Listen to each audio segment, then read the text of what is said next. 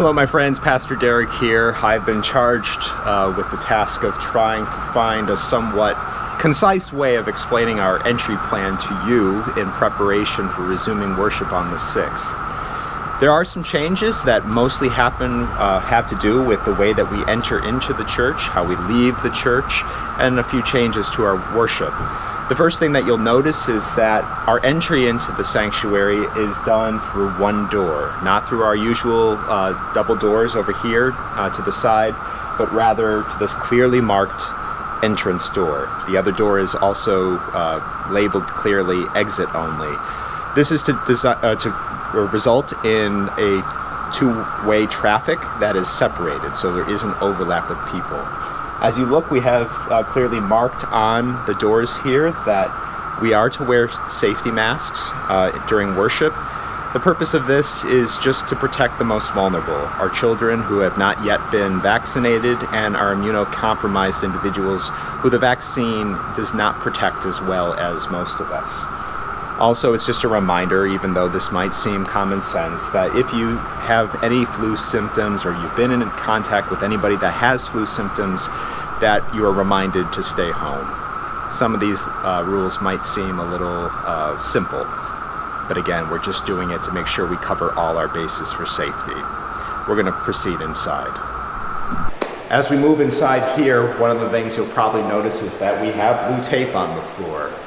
The purpose of this is just to clearly mark where we are allowed to walk and where we are not. If you went over to the other side of the narthex, you would see that the floor is again clearly marked as an exit, but also as a path to the restrooms. You'll also notice that there's a table set up here. This is probably where you will pick up your bulletin as well as your communion kit during our service, which is going to be a very normal communion indoor service like we used to do with the Kyrie and the Gloria.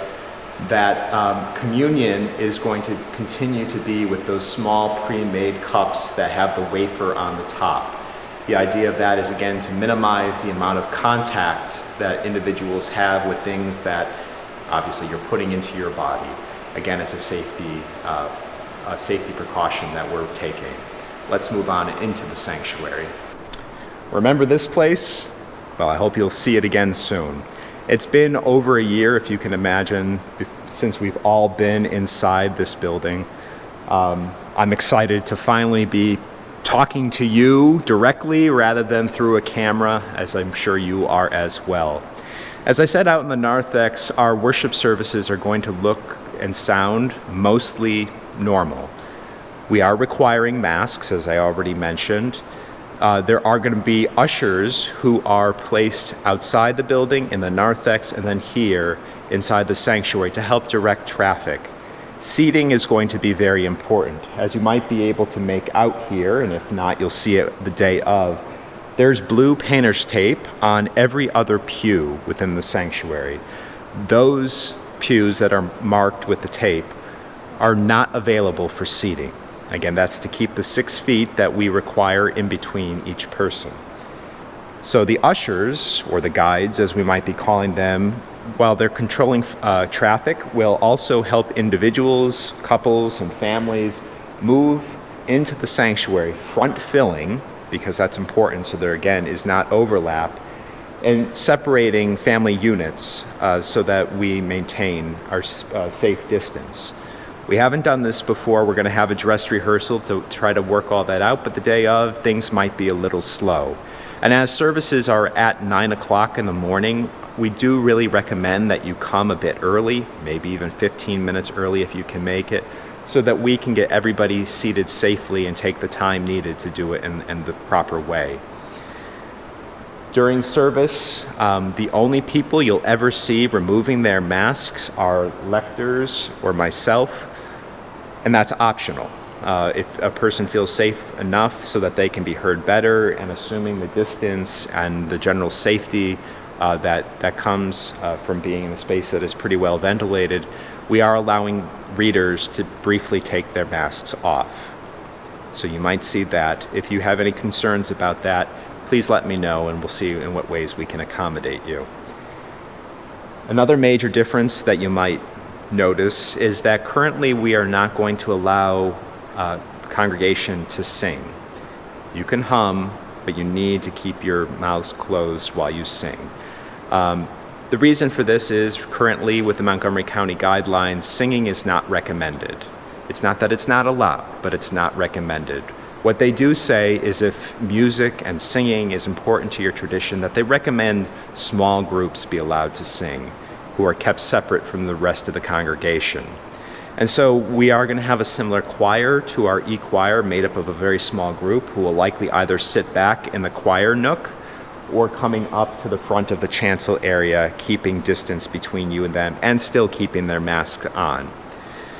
Again, studies are somewhat inconclusive, but what they do say is that singing with a mask produces roughly 9 times as many air droplets, and so that's the reason why.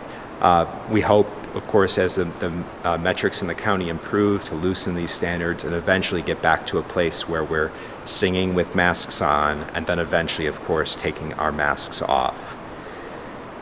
At the end of service, again, the service looking very much like a normal old communion service that we all know and love, the ushers will help people exit the sanctuary in the same way that they entered in, except this time from the back.